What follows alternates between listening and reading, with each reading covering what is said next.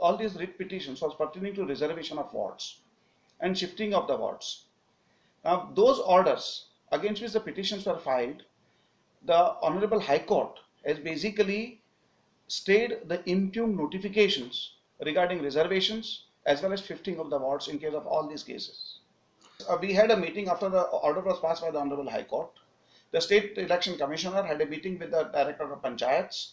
I also attended that meeting. Director of Panchayats has given an indication that she will issue necessary notifications that wherever these orders have been passed by the Honorable High Court, those new notifications will be issued de-reserving those wards. So they will automatically come in the general category.